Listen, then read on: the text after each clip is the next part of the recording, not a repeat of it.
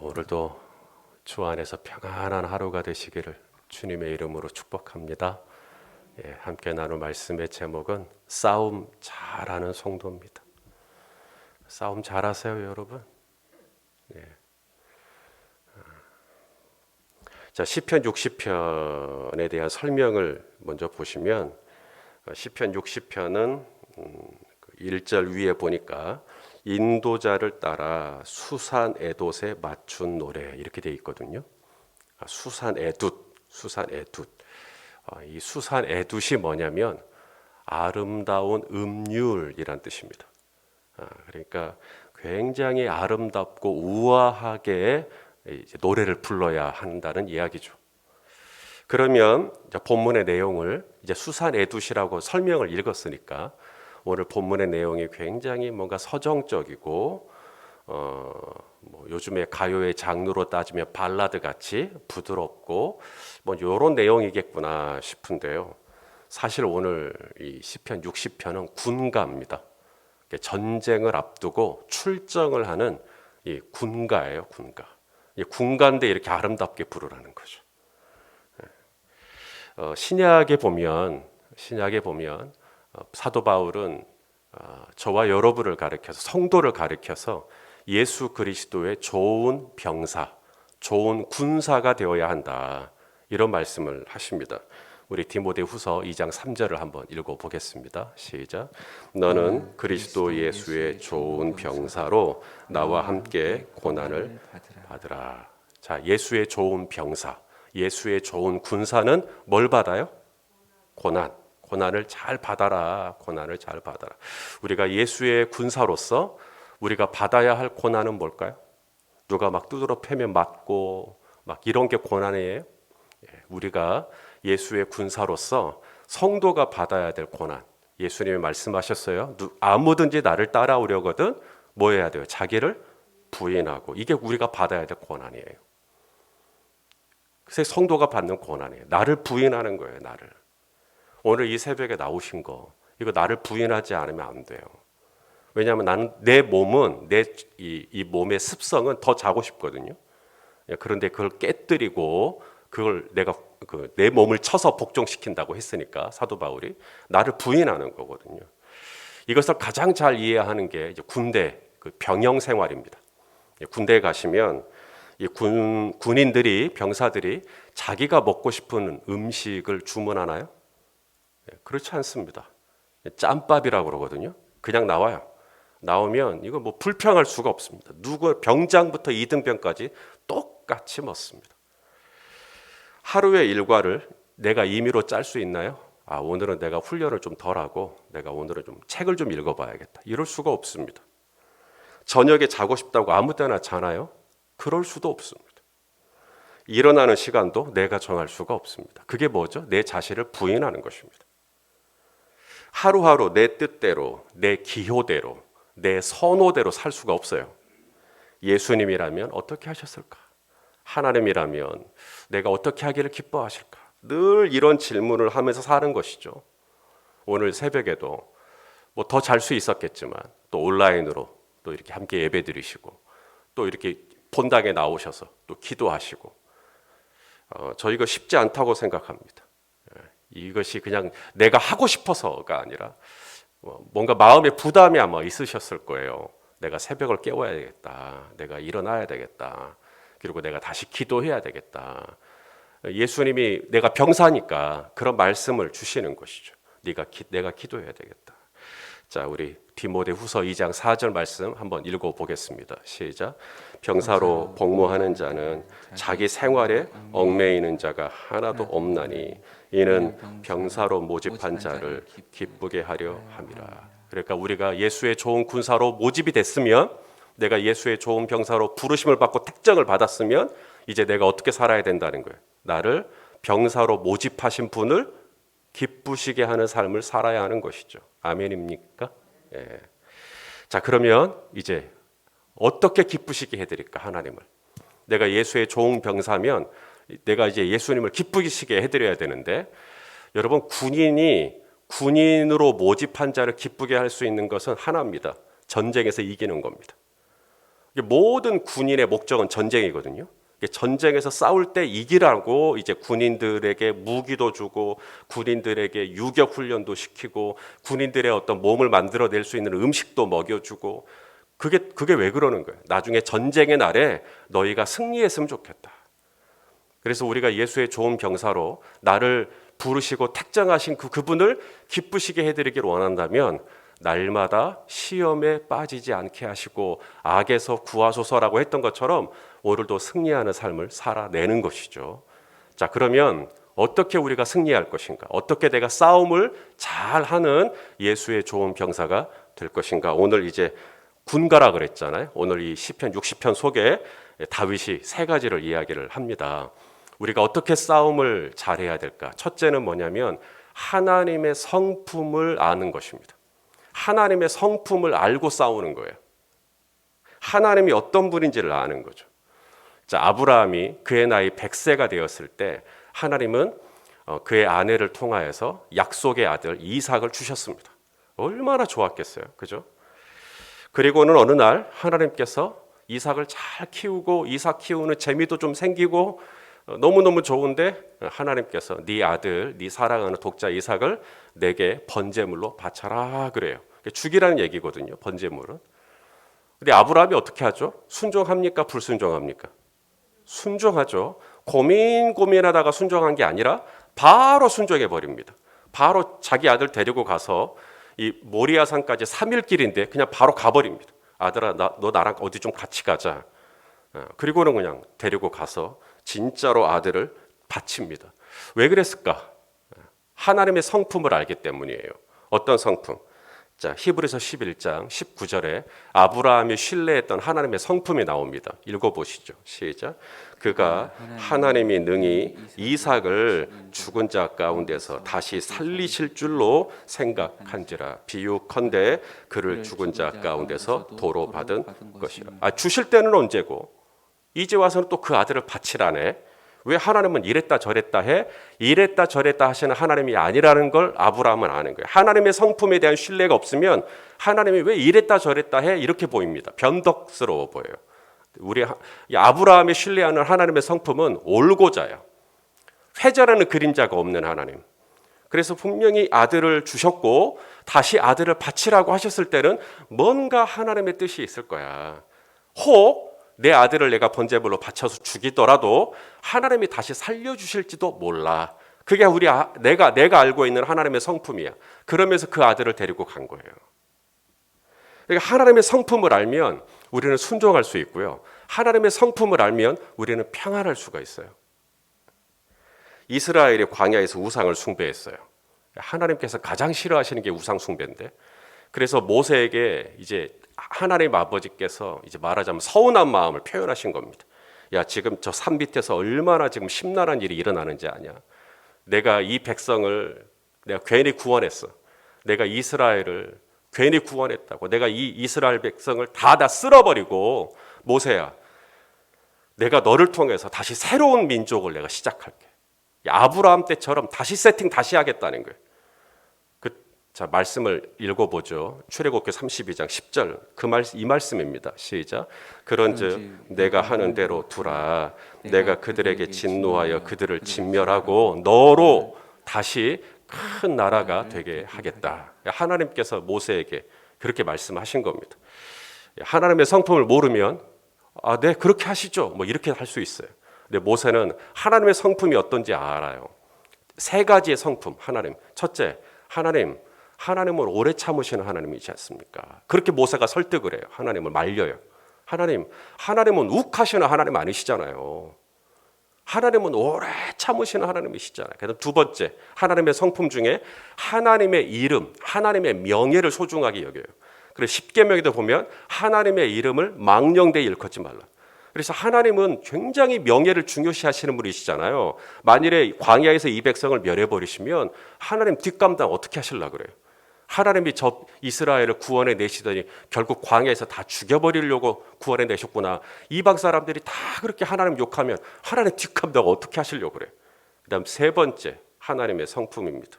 하나님은 의인을 악인과 함께 멸하시는 분이 아니시지 않습니까? 딱 이렇게 이야기를 해요. 그러니까 하나님이 모세에게 설득이 되십니다.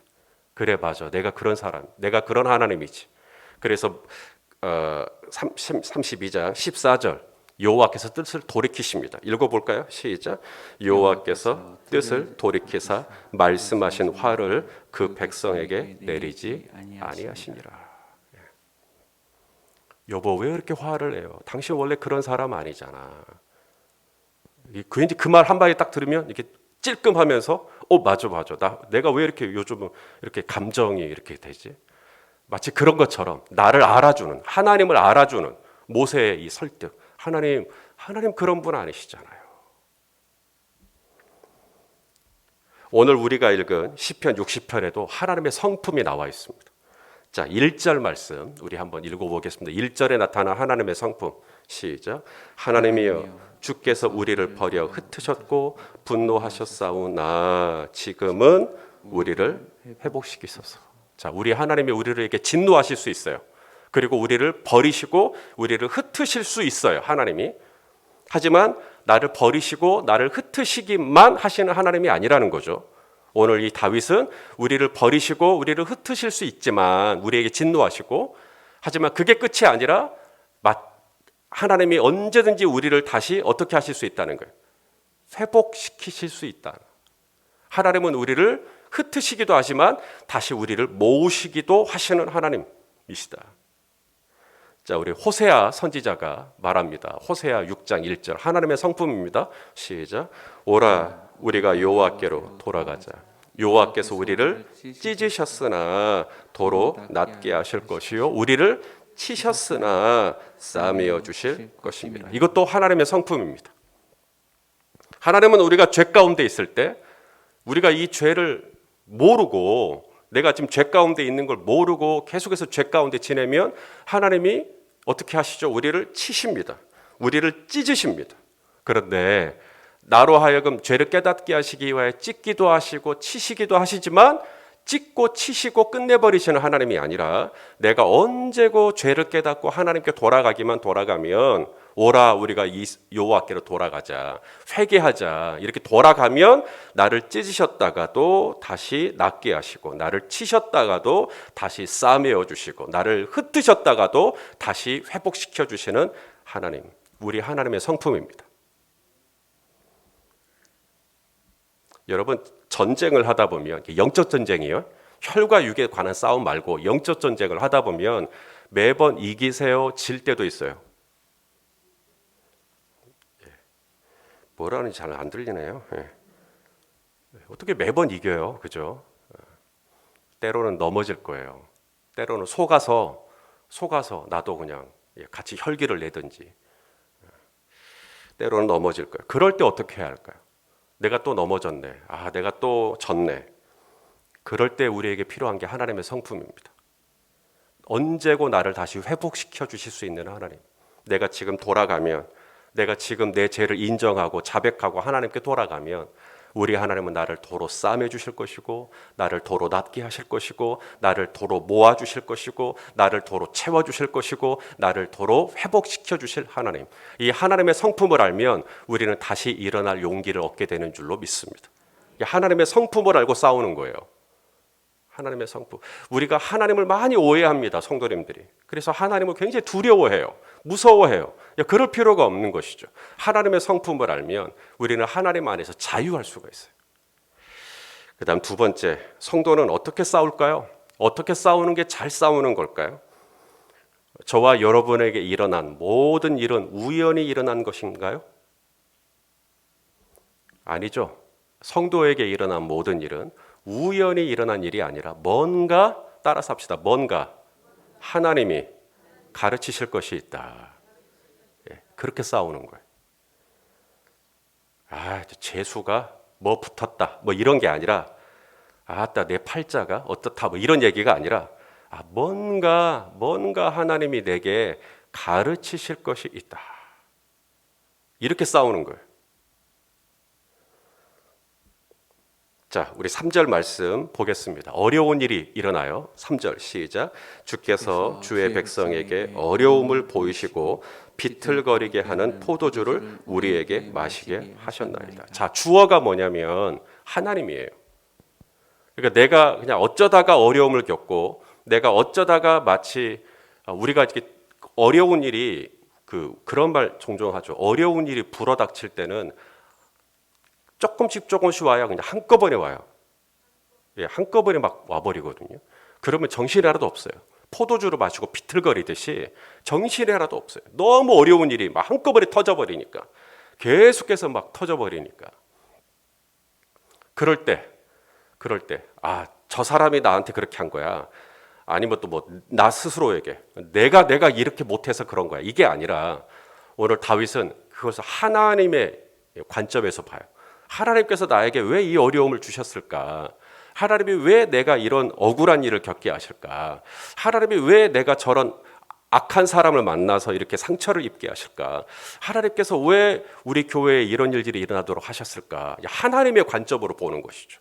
그러면서 이제 잘 싸우는 방법이에요. 그런 어려움은 누구에게나 있어요. 당신이 새벽 기도를 해도 어려움이 있을 수 있어요. 당신이 금식 기도를 해도 어려운 일은 있을 수 있어요. 그럴 때 그런 어려운 일이 있을 때 그것 때문에 포도주를 마시고 비틀거리듯 그냥 너무 어려운 거예요. 아침에도 어렵고 점심에도 어렵고 저녁에도 어렵고 계속해서 어려운데 그럴 때 내가 어떻게 싸워야 하느냐? 하나님께서 뭔가 내게 가르치실 것이 있는 것인데 뭘 가르치시려고 그러실까요? 하나님을 경외하는 법을 가르치시기 위해서 그런 거예요. 자, 그 다음 4절. 자, 보세요. 하나님께서 뭘 가르치시는가? 시작. 주를 경외하는 자에게 깃발을 주시고 진리를 위하여 달게 하셨나이다. 자, 하나님께서 왜 우리에게 그렇게 비틀거리듯 정신을 못 차리게 하는 그런 어려움들을 주셨냐? 주를 경외하는 자. 우리로 하여금 주를 경외하는 자가 되게 하시기 위함이라는 거예요. 하나님을 경외하는 자가 되면 깃발을 세우는 거예요. 이거 승리예요, 승리. 하나님을 경외하는 자가 되면 하나님께서 오케이, 손 목사, 너 드디어 이제 나를 경외하는구나. 그럼 패스 되는 겁니다. 그럼 성도가 하나님을 경외하는 자에 들어갔기 때문에 하나님의 교훈이 끝났어요. 하나님의 레슨이 끝났어요. 이병철 집사가 이 일을 통해서 나를 경외하는 법을 배웠구나. 오케이, 끝. 그런데 내가 못 배웠어요. 아직도 내가 하나님을 경외하는 법을 몰라요. 그럼 어떻게 하실까요? 제시를 보게 됩니다. 제시.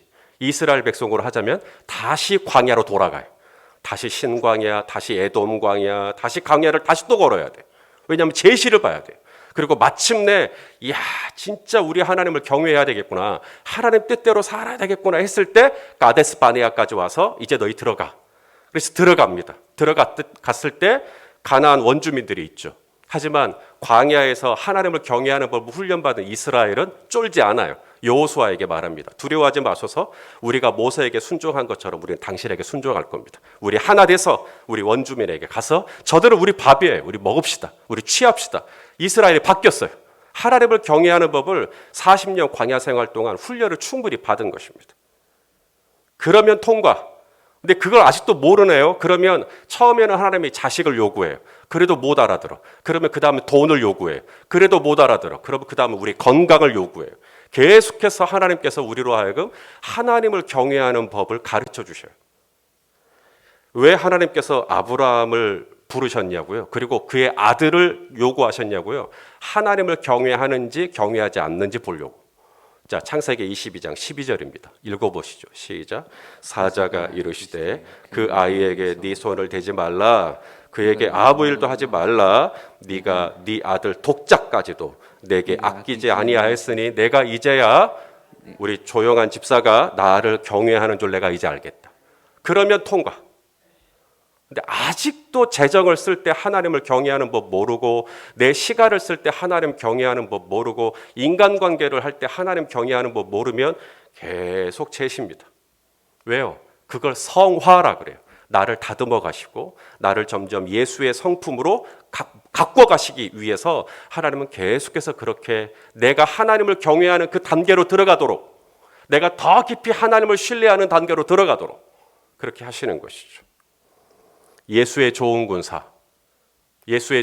잘 싸우는 군사. 어떻게 싸우는가? 믿음으로 싸우는 거예요. 하나님을 경외하는 믿음으로.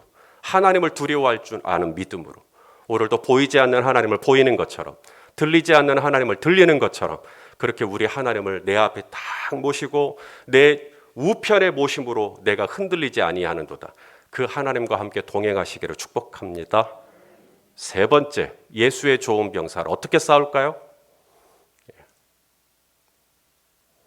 마지막이 하나님의 말씀입니다. 성도는 말씀으로 싸우는 사람이에요. 하나님이 말씀하시면 가는 거고요. 하나님이 말씀하지 않으면 안 가는 겁니다. 그렇게 싸우는 거예요. 자, 우리 6절 말씀을 우리 한번 보겠습니다. 6절. 자, 읽어볼까요? 시작. 하나님이 그의 거룩하심으로 말씀하시되 내가 뛰놀리라, 내가 세겜을 나누며 숫꽃 골짜기를 측량하리라. 이 말씀이 8절까지 이어집니다. 하나님이 계속 말씀하세요. 그래서 모압은 목욕통이다, 뭐 내 발등상에 있다, 막 이러면서 전쟁을 앞두고 하나님께서 말씀해 주시는 거예요. 이 전쟁을 해야 할지 말아야 할지, 이 전쟁을 싸워야 할지 말아야 할지. 이게 말씀이 있으면 전진하는 것이고 말씀이 없으면 절대 그 싸움에 끼어들지 않는 거거든요. 다윗이 전쟁을 할 때 제일 중요하게 여긴 게 바로 이 부분이었어요. 그죠? 블레셋과 싸울 때든 뭐 에돔과 싸울 때든 늘 말씀 받고 싸워요. 말씀이 있으면 싸우고 말씀이 없으면 안 싸우고. 요즘 우리 군인들 사기 좀 어때? 이거 갖고 안 싸워요. 요즘 사기 좋습니다. 그러면 싸우고. 이런 게 아니에요. 오늘 날씨는 좀 어때? 싸움에 유리해? 이런 거 안 따져요. 아무리 불리하고 어려워도 하나님 말씀하시면 고. 하나님 말씀 없으시면 아무리 상황이 좋아도 우리 안 가. 우리 안 할 거야. 이렇게 되는 것이죠. 성도는요, 말씀보다 절대 앞서지 않고 목자가 앞서가면 양은 그 음성을 아는 거로 뒤따라가는 거예요. 그러면 싸울 수 있어요. 그러면 이길 수 있어요.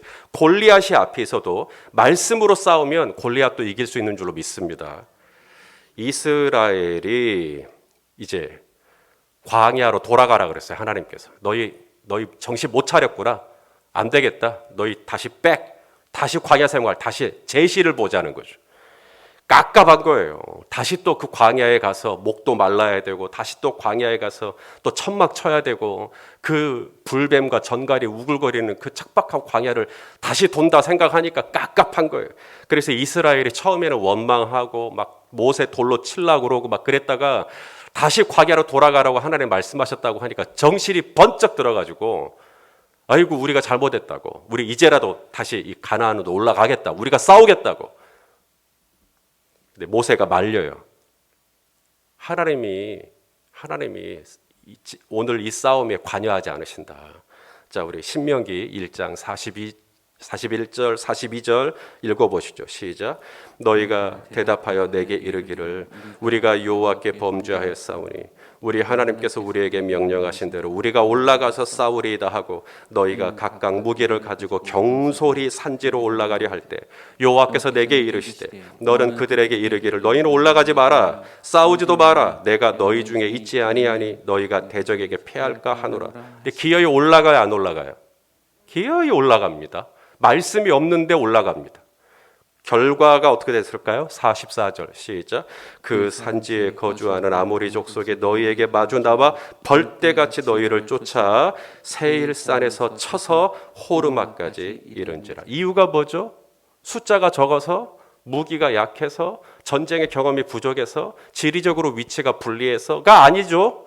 왜 집니까? 말씀이 없는데 하다가, 말씀이 없는데 추진하다가 안 되는 거예요. 어떻게 싸우냐? 성도는 싸우는 방법을 알아요.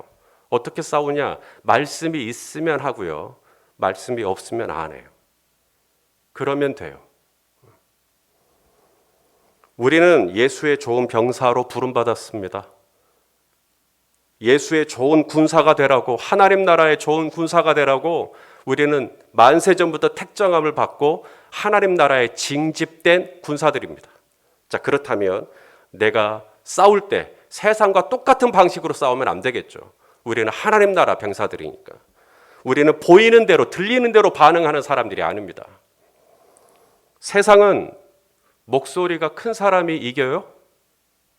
그런데 영적으로 신앙은 믿음이 큰 사람이 이깁니다. 그럼 믿음이 큰 사람이 어떤 사람인가? 첫째, 하나님의 성품을 아는 거예요. 우리 하나님이 어떤 분인지를 아는 거예요. 그러면 그 사람 이길 수 있어요. 그 다음 두 번째, 하나님이 뭔가 가르치실 것이 있겠다. 그렇게 싸우는 거예요. 그냥 내가 오늘 재수가 되게 없네, 이게 아닙니다. 예수 믿는 사람 그렇게 얘기하면 안 돼요. 예수 믿는 사람은 뭔가 하나님이 이 일을 통해 내게 가르치실 것이 있다. 그게 뭐죠? 하나님 경외하는 법. 하나님을 더 두려워하라고, 하나님 앞에 내가 더 겸손하라고 하나님께서 이런 일을 주신갑다. 세 번째, 어떻게 싸우죠? 믿음으로 싸우는 건데 바로 하나님께서 말씀을 주시면 나는 가는 것이고, 하나님께서 아무 말씀이 없으시면 나는 멈추는 것입니다. 그렇게 가면 저와 여러분에게 승리의 은혜가 함께 하실 줄로 믿습니다. 오늘도 주 안에서 승리하시기를 예수님의 이름으로 축원합니다. 기도하겠습니다. 존귀하신 아버지, 승리하는 삶을 살게 하여 주옵소서. 하나님이 어떤 분인지를 알고 하나님의 성품 안에서 안정감을 갖게 하여 주옵소서. 우리에게 일어난 모든 일들 다 하나님의 주관 하에 일어나는 일이니 더욱더 하나님을 두려워함으로, 하나님 앞에 깨어 있음으로 하나님 이 어려움도 잘 지나갈 수 있게 하여 주옵소서. 하나님 말씀을 따라가기를 원합니다. 말씀과 함께하기를 원합니다. 오늘도 우리의 귀를 여시고 주의 음성을 듣게 하여 주옵소서. 예수님의 이름으로 기도하옵나이다.